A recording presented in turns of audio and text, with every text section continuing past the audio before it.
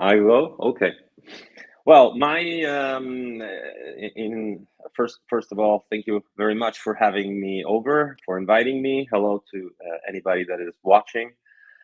After 33 years in real estate, I've seen and both active both in Canada and Italy. I was an agent in Toronto from 2014 to 2020, so I can actually compare now the two things. I'll try to give you an answer to this great question.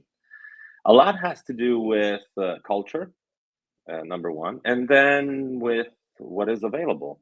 Obviously, when we're talking about materials, in Italy, we got a lot of stone, a lot of bricks, and a lot of cement.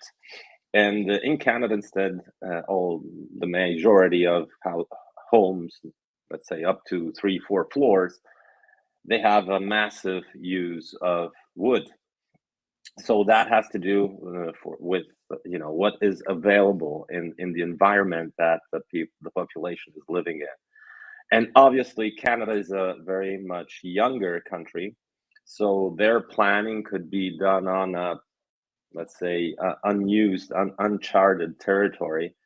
And so planning might be easier, I would suppose. Maybe Teresa later can bring her own point of view. And because in Italy, obviously, the population, Italy started to get populated like centuries and centuries, millenniums ago. And so we have the restrictions of building in an environment that is already been used, already been planned, and every new generation adds or adapts to whatever was there before. It's not a surprise then that Italy has, I suppose, 80% of the heritage places from UNESCO, just because this culture of keeping the old stuff or preserving the history is it became now a value. Italy is between the most visited places on the earth. I'm smiling because back maybe 4 or 5 years ago, I bumped into a survey that was made like in different cultures in different countries. They were offering free flying tickets and asking the people, where would you want to go? And surprisingly enough, more than 50% responded Italy. So we're on the radar there. For sure. Thank you, Armando, for this insight and introduction to the topic. I think you brought up a few points, among which is culture and planning. So, Teresa, I want to hear your opinion about how culture can shape a city, and most importantly, Canada being a relatively young country, most of which developed in the post-war period. Up until then, people either lived in cities, in the downtown, highly densely populated cores, or in the country house, in the country, out in the fields, areas. Farmers, agriculture. So when we started creating suburban communities in the post-war period, why do we choose the single family home model and built in a mass-produced format to reduce cost? So what are the reasons behind that? So do you want the professor's answer? Because that could take 3 hours. That's a good lecture. One of my favorite lectures is talking about modernization and modernism and what were the principles behind building mass housing in the post-World War years. I think just to add to Armando's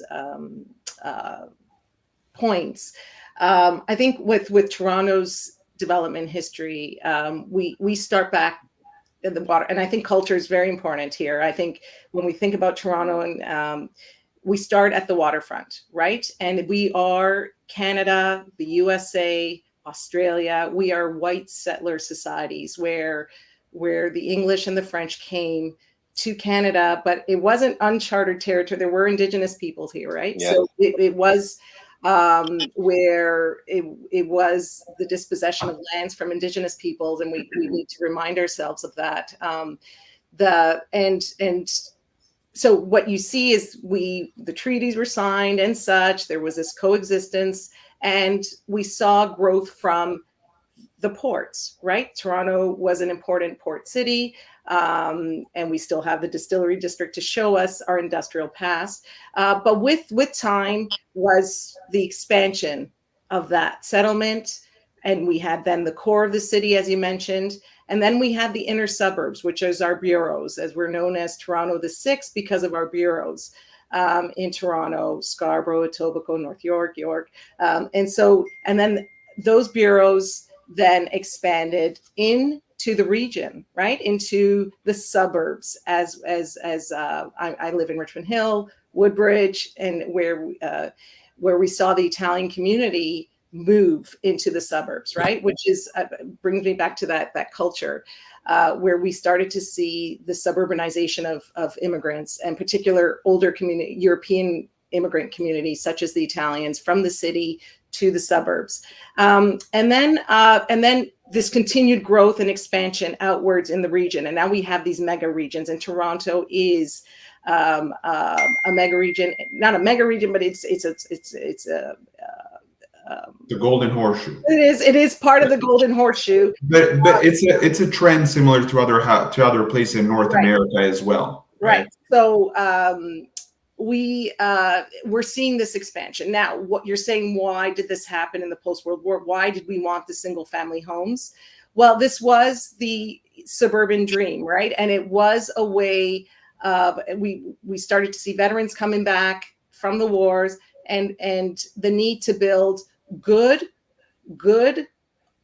quality and affordable housing for veterans and for families. And this idea to build in the suburbs, as we were taking from the US, was the predominant urban model, right? And with that was the land, and it was energy intensive and land use intensive and such, and the segregation of land uses. We didn't see this mixed use model,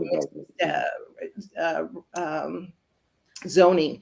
So that, that is our 20th century urbanization story. We are now in the 21st century dealing with an enormous amount of urban challenges as a result of this building, and nowhere near the density or intensity of what we see in Italy and other European cities.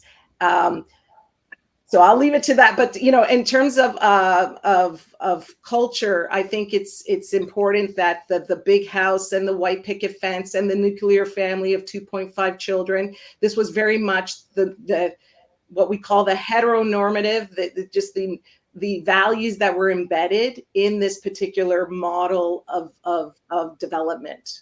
Right. Yeah.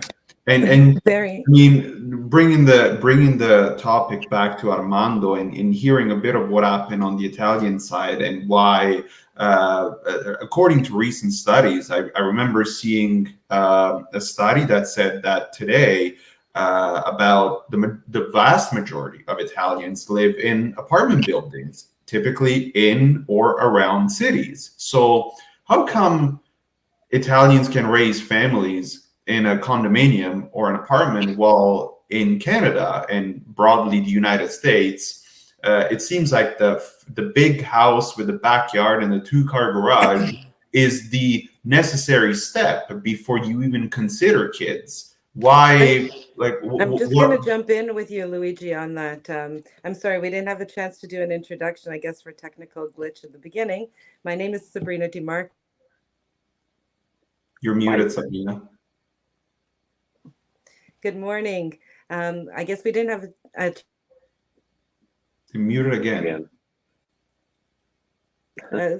Here we go again. Good morning. No, it keeps muting. It looks like the glitch. I don't know what's happening. It's haunted. Okay, is it going to mute again? Let's see. No. Okay. Good morning. My name is. It did. Oh, okay, seems like we're having technical difficulties. Anyway, sorry, Armando. I just wanted to. Not a problem. I wanted to bring this towards Italy, and culturally speaking, where do you see what's the preference of where Italians want to move in Italy? Like young families, I'm talking about, or even people that reach, I don't know, professional or working age, or what's the preference? What does the end user want? So thank you for the question. I might probably split it in two. It's like, first of all, I would like to say that we have to keep in mind that even in Italy, the approach to housing is changing. Like the recent generations, as we know, are part of that worldwide movement of the sharing economy rather than the possession economy. So that's why we're seeing slowly increasing rates of uh, people deciding to go renting rather than buying, because obviously the new modern age is bringing us to be dependent on where we work. And those movements toward the cities now are causing our cities to grow. And especially in Italy, I'm sure you heard about the €1 campaigns of homes for sale in these little towns in southern Italy. We'll touch on that Yeah, later. we have towns that are losing population, and they're struggling in attracting new residents just because there is no economy. When I was studying real estate in Canada, there's a huge chapter, a big chunk of the books that teach you about the ripple effect. Whenever you build a new home, you start a ripple effect, meaning that the economy starts rolling. You got new homes, you got people working to build a house, then people move in. You need services because these people live out of something. So you need food, you need restaurants, you need personal services, hairdressers. And so you see all the community benefits from a new built home. And when instead you have to live the reverse, or basically a town that is losing population, you start seeing businesses that are shutting down, corners of streets that go dark, and people start to feel even unsafe to go out in a darker, sketchy, non-lived area. And so that brings even more kind of depression and less, making less attractive these environments. And so people are all headed to where the jobs are. So in order to have a massive number of residents, obviously the condominium was one of the solutions. And this is not a new solution for Italy, because the first condominium is right near, not too far from the Colosseum. I think it dates the 2nd century before Christ, and it's there, sitting there near to the Campidoglio. You can see the first condominium of Rome. And so that tells you that it's rooted back in our culture, that to share with other people in a very crowded place, we feel comfortable living and growing our families and our kids. And I would always keep in mind, I learned so many lessons when I came to Canada, and especially about the different approach to real estate. In Italy, a home is something sentimental, is where you grow your family, where you feel safe, where you are with your spouse or your significant other, planning your future. And I was told that in Canada, a home is a financial investment where you live in the meantime. So the numbers have to make sense, the expenses have to make sense. It's less romantic, I understand, but that's the way it is. So if we look at it that way, and then you have to add another layer, because demographics are changing also in Italy. By 2055, studies show that 55% of Italians will be 55 and above, meaning that we will have less kids, less young kids going around, and the families are going to be like unipersonal, or at maximum 50% will be a couple. Now, if you look at what was produced after World War II, where we had the economical boom and every family had an average of 3 kids, in Rome itself, we have neighborhoods where the average home is 120, 30 square meters, which would be translated in 1,200 or 1,300 square feet homes with 2-3, even sometimes 4 bedrooms. Now, if you think that 50% of the population now, the families are 1 person or at the best 2 people, you understand that we have an issue. We have a lot of big homes and the need of having a lot of small homes, like 1 bachelors or 1 bedroom, or at the maximum 2 bedrooms apartments. So what we are seeing is that people are buying larger homes, dividing them in 2, and selling them as, smaller apartments. And this is reshaping the downtown core, most of the neighborhoods in Rome. And Rome is growing more than the past, just because it's still attractive. And when I say Rome, I talk about Rome and the great area, which we call the metropolitan area of Rome, which is Rome and the neighboring municipalities. And so you see this, but still the lifestyle of having the villa, the small house, like out in the outskirts of Rome, is really popular. I live in an area that is residential. We do have like smaller places where you can have your shopping done, but the majority of the area is residential, meaning a single, 2, 3, 4 multiple homes, or like townhouses. But we do have it's really green. Like there's a lot of land, a lot of gardens, a lot of private gardens. Right. So, and this is where the families are actually moving, because the city is becoming a little bit too hectic. It's difficult to park. It's difficult to move. And let's add that we have this, short-term rentals that are booming. You have people that are having issues in finding places where to live. And guess what? They drive until they can afford it. Right.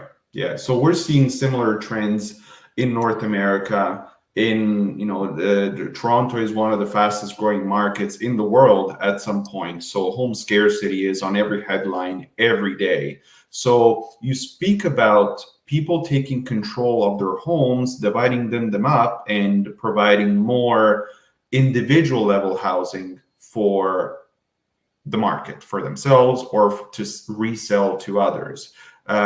Teresa, we're starting to see something like that in Toronto as well, and in some cities across the United States, where we're deregulating the level of control that a municipality or a state or provincial government has on the zoning. What are we seeing? What are we seeing here? What are people doing now here?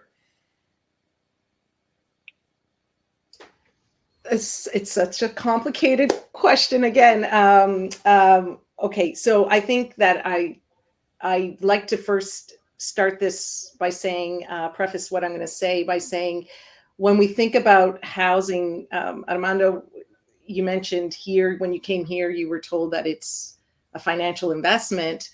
Yes, and it was part of the dream, the suburban dream to home ownership. But that I think has its place and its moment in history. At this point, home ownership has become unattainable for particularly the young couples or anybody who wants to leave home. And I know also in Italy, it's very hard to leave home at this point. Many people with young families are living at home still because it's completely unattainable, home ownership. So the idea of the shared economy and renting is just the means to the end right now, but the means to an end. But the idea of that suburban model that also Armando will get to, I think also when we talk about design, that for us, our city was built, our suburbs were built around the automobile. And so what I'm hearing in Rome is where people can actually live in apartments or condos and still go shopping and walk to the different stores, right? To go buy their cheeses, to go buy their meats. I know when I go to Italy, they have different stores where they go and they come home in the morning and start cooking for 12 o'clock lunch, right? So that is what we would love to have here, and we try it in particular different neighborhoods, mixed use zoning, but still the automobile is the predominant way we get around, in particular in the suburbs, even though we're trying to diversify our suburbs. And in the city, in the core of the city, you have access to the best services, right? When you go to the inner suburbs, all of a sudden transit becomes much more less accessible, less reliable, and that is why the most vulnerable groups that are disproportionately dependent on transit get left, have more struggles in daily life to complete simple tasks as going shopping or picking up kids from daycare. So I think that now what I have many opinions about this.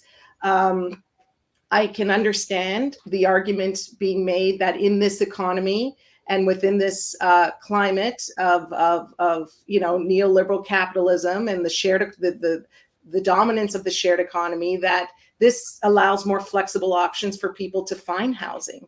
So you can have, mothers with children living in basement apartments, even though the quality is not there. There's no regulation.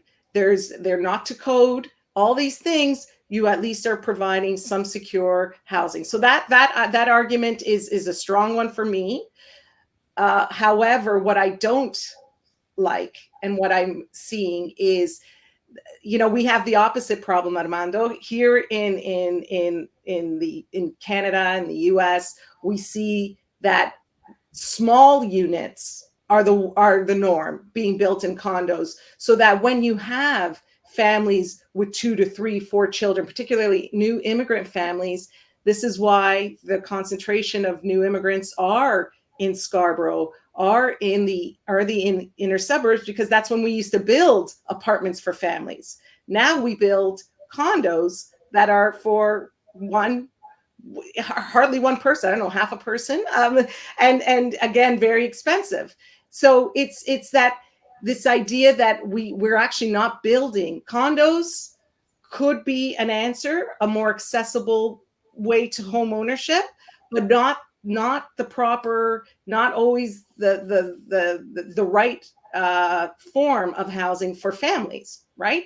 And so there's a whole individual ethos embedded in condos that takes away from the idea of housing as a collective, as a social need. I believe that the way we used to build housing was a social need, and we used to get it right. Toronto in the 1960s was considered the city that worked because we had housing, of social housing, when it used to be built, when it was built. We don't have social housing being built nowhere near the scale of what it was in the suburbs. That's why we have social housing in our inner suburbs, to avoid what was happening in the US, where we started to see inner city decline, white flight, and disinvestments in the city. We don't have that model in Toronto. We have a strong core, but what we see in our inner suburbs are the same social and urban challenges that you see in the US, in their inner cities. And there's a reason for that, right? There's the disinvestment, there's the idea of transit, and jobs. Suburbs where manufacturing moved, where we had the housing boom and such, right? So I think that what we're seeing now is people speculate, it's all speculation. People buy homes in the suburbs and rent them out with zero quality. We don't have enough regulation. We're starting to see it. We see it in Quebec. We see it in New York, where they're coming down on Airbnbs or short-term rentals, because short-term rentals are taken away from long-term rental opportunities for people in need. And it's such an individualistic and very capitalistic and really greedy way of seeing housing. But I understand this speculation. That's what, this is all about, financial investment and profit. It's not housing as a need, even though it can be turned that way. It can be flipped to say, oh, but we're providing housing for people in need. Yes, but there's mold infested, or there's it's not to code. These homes, you know, we've heard of fires happening. All that for a municipality is very hard to control, right? So yeah, Thank you, And I Professor. think to this point, Teresa, thank you for bringing it up, because it seems like in what I don't want to dive too deep into the economic aspect of it, because there's another set of issues there. But for example, the reason we're seeing such a big investment in real estate in Canadian cities is probably because of that. It's because it's a quick buck. And it's been a quick, easy buck for a long time, to the point where we stopped investing in other productive activities to focus it on real estate. And Armando, I want to hear your opinion about this, because you as a real estate agent, you have, the motivation might be different, especially considering Italy and Canada having two different population needs.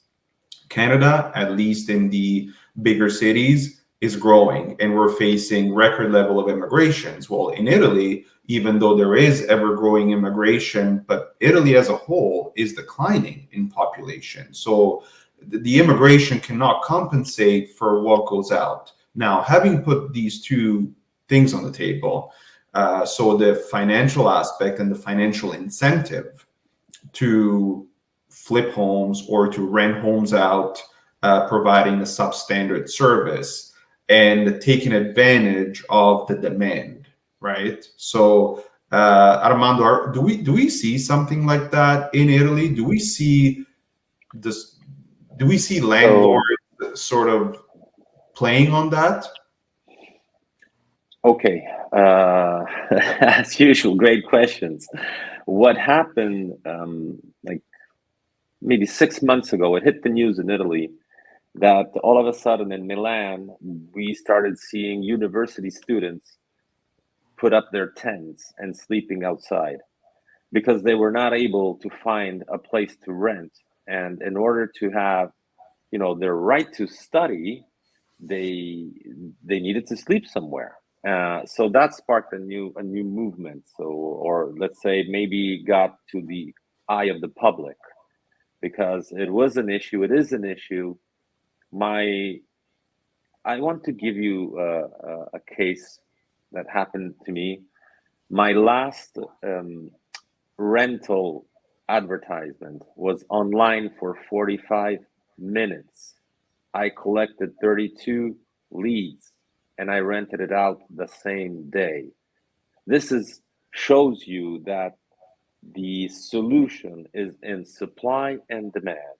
The economics are, the market is regulated by this law, supply and demand. If you have too much supply, guess what? And the demand is steady, prices go down. But if you have a shortage and a rising demand, so you have a number of people that exceeds the number of roofs where you can put these people in, guess what? Who can afford to pay more secures themselves a house. And so it's the dynamics of the market that are in play. And this is, it works with oil, it works with gold, it works with bricks, it works with everything, like wheat or pasta or whatever. Whenever there is a market and there is a product, supply and demand is what drives prices. Now, I remember that when I was in Toronto, at that time, there was I think it was the planning division of Toronto said, we are planning to add a Montreal to Toronto in the next 5 years. To my ears, that was like, okay, so we're bringing in 1 million new residents. Where are they going to sleep? Do we have 1 million new places in 5 years? No. That's what's driving prices up. These are news that I get from this side of the pond. Immigration went from 250,000 new Canadians a year to 400. This is what I've been told, like last year, 400,000 new Canadians you're adding population. And Luigi, you're right. Studies show that in Italy by 2055, we will go from 60 million to 48 million. We're going to lose 12 million residents because, as I was saying before, we're not having enough kids. There is an average of 0.8 kids per woman, per couple, let's say. Okay, so that shows you that we are not making enough kids to replace ourselves. And if we do not have a policy that is active on immigration, just to have new Italians that will, have at least a steady population, we're in the reverse scenario where we are having a lot of homes that are going to sit there empty. And that's why, a lot of them are being converted into hospitality and short rent. But the problem is where? Because they're going to be empty out in the areas that are non-productive, where in areas that are productive and are attracting new residents like Rome, Milan, but there's Florence that we can talk about, in any even average provincial town in Italy is facing the same issues. Everybody's running to the downtown and they're emptying out the outskirts. So from that point of view, we are already facing this kind of dichotomy, like a two-speed market.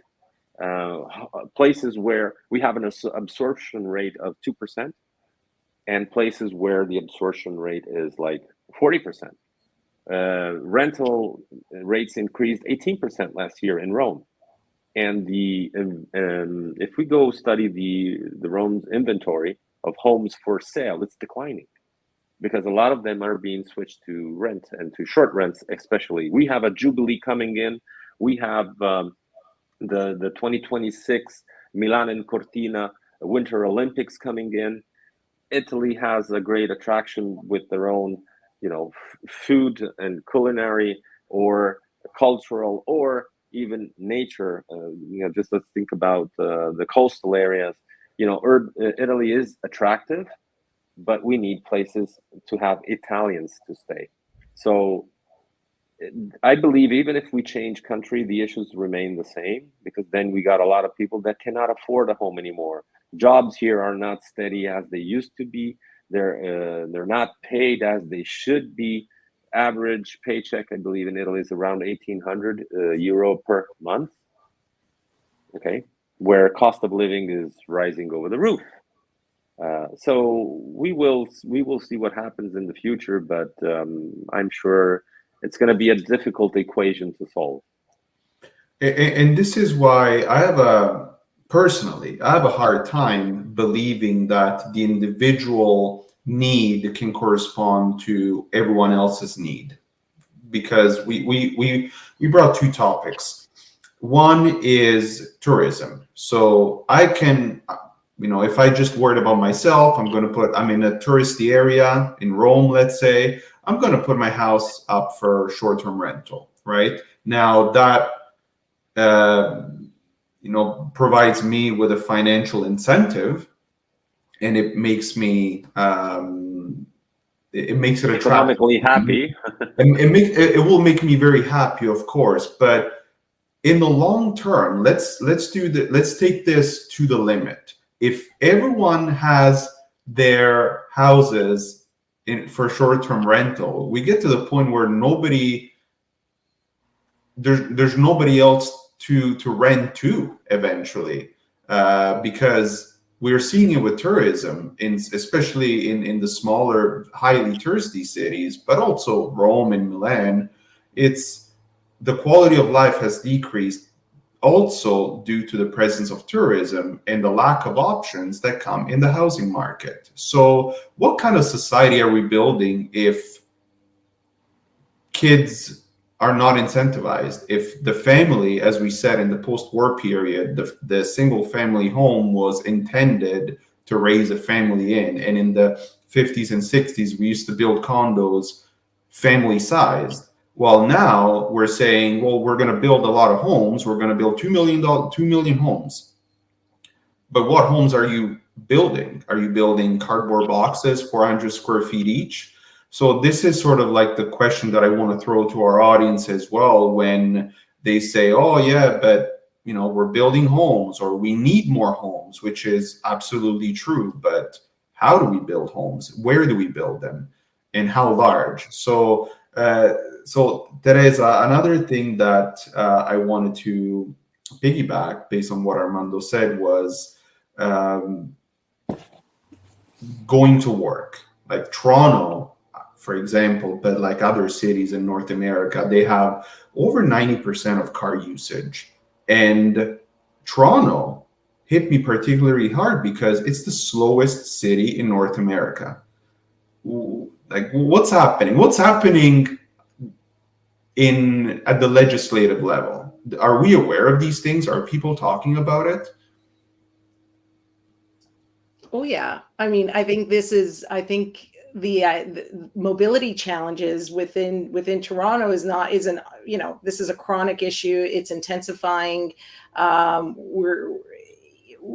It's affected our quality of life, and you see that this has influenced where people move and where we're building houses, right? So the decisions to where you are locating now, this is another, I don't want to open up another can of worms, but, Doug Ford's Bill 22, more homes built faster. If he wasn't caught, there would have been homes being built on the greenbelt, right? But having said this, we see this encroachment of where we see these urban pressures and these pressures to right on the edge of the greenbelt as we expand. And the reason being is, and I teach at York University, and more students for an 8:30 morning class that I teach, they're coming from Ajax, Pickering, like far from Peterborough. Like this is becoming the norm. It used to be 10 years ago, Brampton, within the GTA, right? Vaughan, Peel, and Toronto. And that's where I saw. But now I see students coming, traveling, commuting, and we are a commuter campus, 2 hours to get to class. And this has become the norm, and this is student life. And this is, so people, in order to be able to afford housing, have to move further away. And then without the infrastructure in place, without that, the transportation infrastructure. And until this is the academic in me talking, but until we have serious federal and provincial investments in housing and transportation, it is way too enormous and too complex of an issue for municipalities to handle. Development is led by developers at the local level, right? And what we have is the regulatory framework that's supposed to oversee development and such. But as we're seeing with this with this current provincial government in place, we're seeing a lot of things happening, such as that Bill 2022, which is about streamlining planning and development for homes to get built quicker and faster. It has slowed down the pace, and there's a reason for that because of inflation and such. But also the provincial policy statement as well, streamlining planning and development to build more housing, but where the idea of building more housing does not correspond with infrastructure. And there are long-range plans to address Transportate 2050 would be the long-range plan for at the provincial level for their transportation plan. But it is still where we're seeing that COVID happened, where we're now seeing a lot more people staying at home and working from home. So we have many office buildings that are vacant. So this is another issue. But I kind of want to stay positive with what I see. And I think that the idea of the digital economy can perhaps provide those flexible options for people who don't have an automobile and cannot move around as much or as fast as other people who have private automobiles. So I think that we have to reshape. I think the economy is very important in this conversation about housing and transportation and jobs. What we're seeing is a spatial mismatch of jobs and housing, and people will sacrifice their time in order to have a house, whether you're even renting or home ownership. And that means more time on the road, and simple things as being on time for your child's, to get your child to hockey, to get your child to their practices and recitals and things like this is extremely stressful. So I think that with more coordination, right, and further investments, housing at the federal was downloaded from the federal government to the province. Mike Harris downloaded that to cities and municipalities, whereas transportation is at the provincial level. So cities cannot build that social housing or different forms of housing. They don't have the money when they just rely on property taxes. So right. I'll leave some time for Armando to answer that question. Okay. If I didn't touch on something, Luigi, come ask me. Absolutely. You brought up the change in the digital economy and people working from home more than ever before, even though there's a minor reversing that trend. Unfortunately, for some companies are forcing employees to commute 2 hours, and a lot of people are quitting their jobs because of that, because they're okay getting paid less, but I can work remotely, or I only have to go into the office once. So in Armando, in Italy, what has happened? You were mentioning that the outskirts of the cities were depopulating and going downtown. Have you seen a switch in that trend with the digital economy, or it takes more than that? Okay, so there are so many beautiful topics we have touched that we could stay here like for hours, and Teresa did touch some of them. But Luigi, coming to your question, as we all know, COVID was like an aha moment. It's like a revealing moment. People started to understand that living in the city was a little bit claustrophobic, and to work from home and live in a house that it got shrunk so much that you don't have enough space for having all of your kids at home studying, everybody in their own room when you are working remotely, did pose a challenge to the quality of life. So we did see reversing of the movement from the city downtown to the outskirts. That was quite, a push for the outskirts areas. But then now that it's reversing back, we do have like some kind of a hybrid, and then depends on the job. Like my daughter, for instance, she's working 2 days out of 5, 2 days out of the 5, working days at home, and 3 days she must go to the office. And there is an answer for that, Luigi, because can you imagine these huge corporations that buys these huge buildings and keeps them empty, and you have the expenses running, so it is a lot. It's got a lot to do with the money, as Teresa was kind of saying. We live in an economy where it's made out of a profit and loss, and at the end of the year, every company actually every 3 months has a profit and loss statement, and they do have to put at work their money or the assets they own.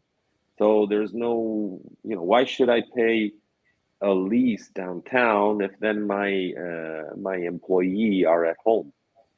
So that would resolve a lot the commuting issues, the time for the kids, but companies do lose control of what actually the employee is doing. It is so difficult to just rule out in a 5-minute answer, but right. Because it touches so many other aspects of the day-to-day life. And Teresa was mentioning Bill 22, and looks like we got something similar in Italy. It's like our Law 104/2024, which we called Salva Casa, which means save home. So what they're allowing is now to lower the square footage for rooms, the minimum square footage. They're allowing to lower the ceiling heights. They are allowing the zoning amendments and changes of use because they don't want that urban sprawl. So they want to use what is already built and adapt it to the new needs of the company, of the society, of the community. So looks like there is a similar trend, like the same issue, the same solution, I would say. And the digital nomads, which are people that work from abroad, and actually sometimes they decide to work from another country, is a percentage of those foreigners that choose Italy as their second home or as a home. And we're seeing a lot of that. The trend that I'm catching from being an international real estate agent is I have a lot of Italians, second, third, fourth generation Italians that do need to sell their properties in Italy because they're not planning on coming back. You know, their grandfather's house, nonno's home, or you know, the place down south in Calabria in a little tiny town. And that is a trend that we are catching, because there is a need for people to be assisted, and not always the Italian real estate kind of industry equals to the Canadian or the North American one. It's quite different, actually, and there are similarities, but there are a lot of differences. So to navigate that environment sometimes is tough, but that brings us to the old wealth. If we're thinking about the shrinking population, it's resulting in people inheriting at least a home from mom and a home from dad. And so now I don't have kids, so I have two homes. And what am I going to do? I'm going to sell them. So this is what we're seeing. That's how young people are still affording to buy a house in Italy, because there is the old money still around. And another topic that, and just quickly I want to touch, Luigi, is what happens to the community if everybody is switching to short-term rentals. Go to Florence and you will see it right before your eyes. We have neighborhoods that have changed, and we lost a lot of those old shops, where Teresa was mentioning at the beginning of this session today. You don't find any more cheese, or, you know, the old pizzicagnolo, they would call them, you know, to have the cold cuts, and the food store. You'll start to see all stores that are tendering to the tourists. So, you know, convenience store, last minute souvenir, hairdressers, yes, but you know, it's all, it looks like you're living in a huge hotel now, in a huge, you know, resort area, and all you see is tourists. And no to kids, me, schools are sitting empty. You know, it is an issue. It is an issue. To me, it defeats the purpose of going to Italy and have that authentic experience. Like, That if is you the go to risk. Italy and I, like, this is the effect of tourism. It's, I want to go to a place to explore something new, to be exposed to a different culture, and then I go there and everything is prepackaged for me already. What's the incentive for me to go to Italy then? Well, what cannot be prepackaged is the scenario, the architecture, the urban planning of the previous centuries, the churches, the museums, you know, the pieces of art. You know, obviously we have a lot to offer, but we are risking to lose those neighborhoods, like those, the bella vita that everybody talks about abroad. You know, it is a little bit sad. I can say. Sorry, I didn't want to take too much time. No. Teresa, do you think we can have a bella vita here in Canada? You said that people want that, people crave that, but obviously between the legislation and the developers and the incentives for developers, like what, and this sort of brings me to the first question that I asked at the beginning, is what incentivizes building a type of home versus another, right? is there any incentive to build a community that goes beyond, 4 walls and a driveway? Is it actually feasible to recreate a new mixed use neighborhood? So I want to, as we're coming to an end, I do believe in, like, I lean on a politics of hope and joy. And so I believe that we are now in the 21st century, and La Bella Vita is being challenged, right? And all the things that come with it, and our understandings of what life was in Toronto. And as I'm now 47 years old, I start to talk like my parents. When I came to Canada, this is what Toronto was like. And now I speak to my kids and say, this is what Toronto was like. I could go see a concert. When Toronto Film Festival came, we just used to show up and buy buy a $6 ticket and go watch a movie. Now everything's become commercialized. The city has been, you can't bring this kids to the city without serious stress. My brothers are probably watching, my sister who live in Liberty Village, and it's just chaos, right? It's just, so I tend to have this sort of romanticized versions of my upbringing in Toronto that looks very, Toronto today looks dystopian compared to what I grew up in, but it is the truth. So I think that the incentive, the idea of mixed use zoning is actually the norm now. And we do see that, but still it's not enough to take people out of cars. I think the idea is that we also have to, I hear that people say, don't wait for the government to step in. No, I'm going to wait for the government. Because we used to get it right. And there's a lot of things that have been dismantled from that time when Toronto was the city that worked. We don't have a regional government anymore. Mike Harris got rid of that, and we have a provincial government that is, pro-development, very friendly with developers, and we're seeing these things. We're seeing decisions being made that are affecting the way planning happens. My concern is that we don't have, when things are streamlined, what about the environment? What we're seeing now it's not even so much production of housing and design, but are we creating resilient communities? We saw what happened with Toronto. Armando, I don't know if you were in Toronto at the time in the summer with flooding.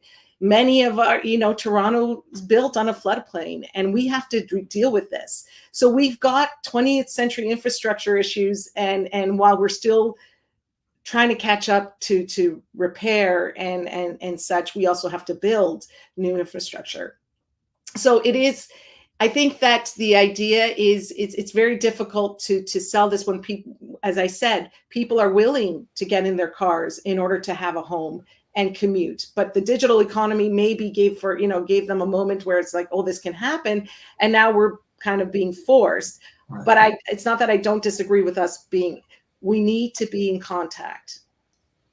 For cities, urbanism, the urbanity that we're heading into has become much more individualistic. And I think we need to have that contact. It's important for our children in growing up in the city. And cities are places, public spaces are these, and Rome, the promise of meeting strangers, the promise of the encounter, that is what makes Rome.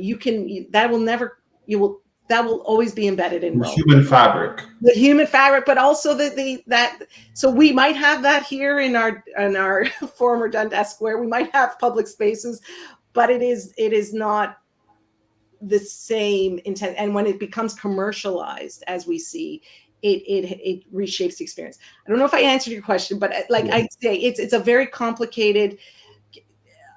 The housing piece condos are not the answer. Okay. So while condos now are being seen as the answer for even particularly aging in place for our seniors to keep them at home longer than have them, go into a retirement facility. This idea of aging in place, condos have become, it's a great way to now even legitimize and justify condo building, that this is a solution for seniors. And we know that there's a lot more in that. there's the supportive element, there's the community element.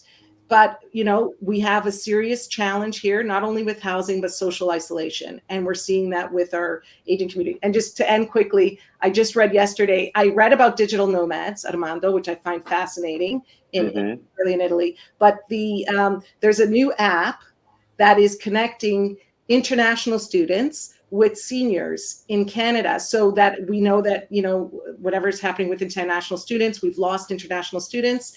The federal government has stopped or really limited the amount of international students that can come to universities. So part of the answer to this, to provide housing, is to connect them with seniors. There's a serious vetting process. I mean, I don't know how serious or whatever, but it's and this handles, so they can pay rent, but by doing the shopping or taking out the garbage can be negotiated with the rent.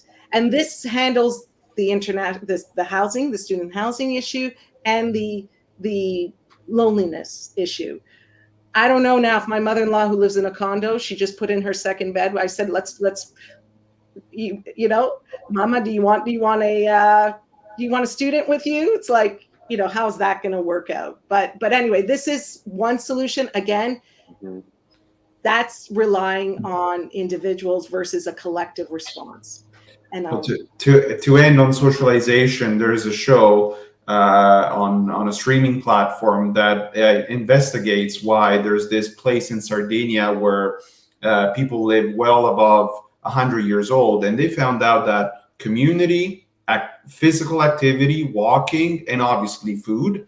Those were the biggest determinants. So if we want a healthy society at all levels and ages, we have to encourage those behaviors. So I think we're at the end of our live now. It's been a great conversation with many points, and I wish we had 12 hours available, but you know, we have to respect everyone's time. Yes. So thank you very much, Armando and Teresa. And thank you to Associazione Marcord of Emiliano Romagnoli dell'Ontario and Comites Toronto for supporting this initiative. We will see you on our next live on November 16th. So stay tuned for updates. Thank you very much. Thank you. Thank you. Bye, everyone. Bye-bye. Thank you. Bye.